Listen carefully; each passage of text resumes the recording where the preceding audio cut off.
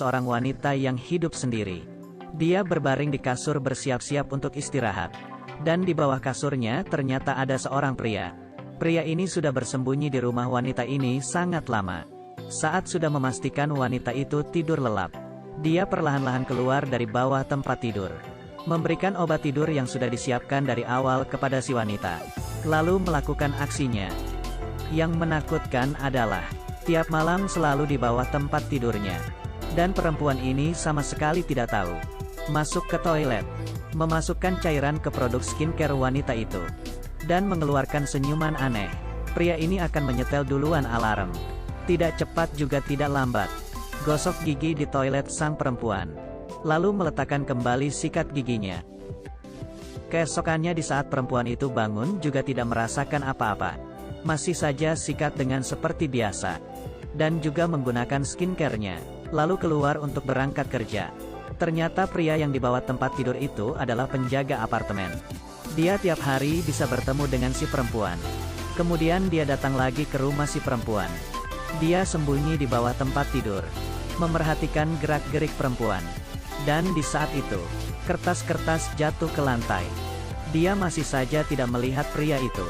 Pria ini menggunakan cermin untuk mengecek perempuan itu sudah tidur apa belum. Lalu keluar dari bawah tempat tidur.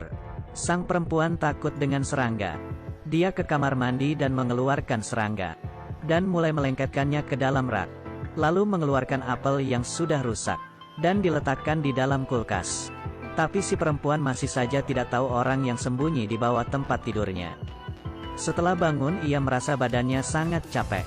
Dan sekujur tubuhnya mulai muncul bercak-bercak merah. Dia membuka lemarinya dan melihat serangga yang penuh di dinding sekeliling kamarnya. Hal menakutkan yang sebenarnya baru saja akan dimulai. Pria ini masuk ke suatu ruangan. Dia juga mengeluarkan belati tali yang sudah disiapkan. Lalu dia memperhatikan kamar itu. Dan memutuskan hatinya. Kemudian sembunyi di bawah tempat tidur. Menunggu perempuan itu masuk ke dalam kamar. Saat itu lampu di kamar dibuka. Sang perempuan membawa pacarnya pulang. Mereka berdua melakukan aksi romantis di atas ranjang. Pria yang di bawah kasur pun mendengar semuanya. Marah dan kesal. Tidak sengaja meneteskan cairan keras di wajahnya. Pria itu mulai seperti kesurupan. Dan keluar dari bawah tempat tidur. Ingin kabur keluar. Saat itu si pria ingin membuka pintu.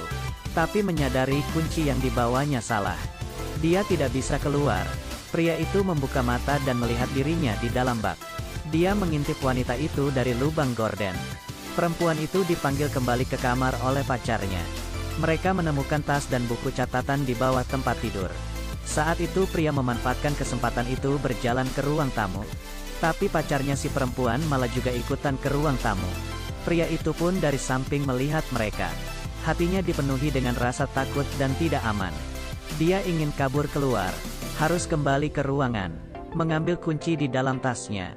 Si pria memerhatikan mereka dengan saksama. Di saat mereka mengganti baju, dia masuk ke kamar. Dan menemukan kunci di dalam tasnya.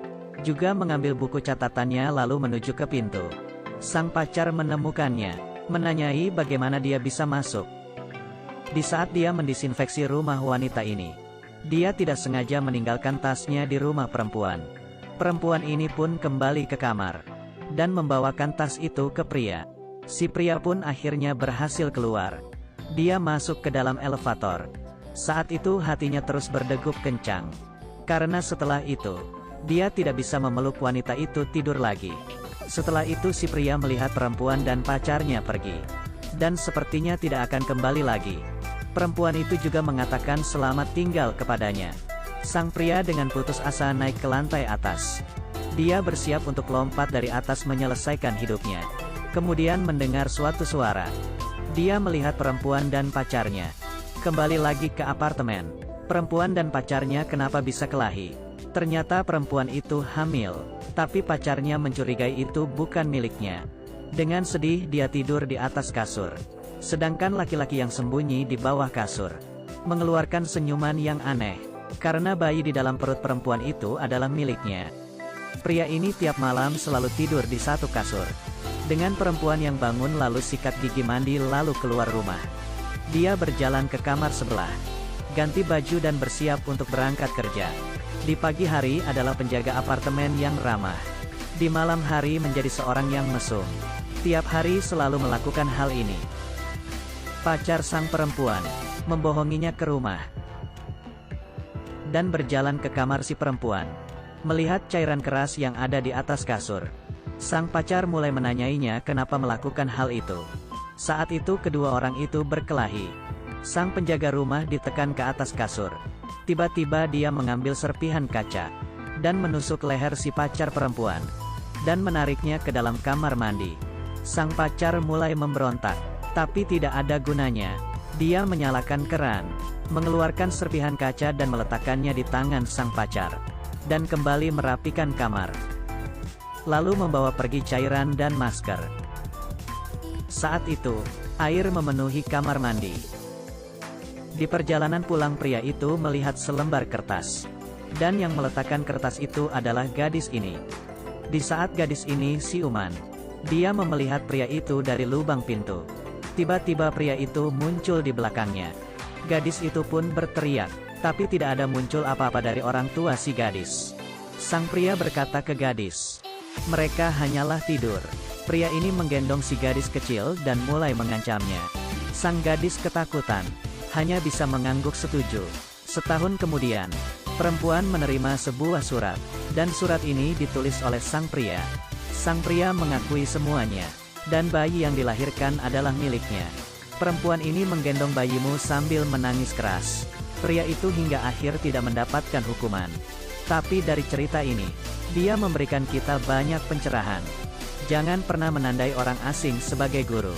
Karena kamu selamanya tidak tahu di balik seorang guru itu aslinya seperti apa.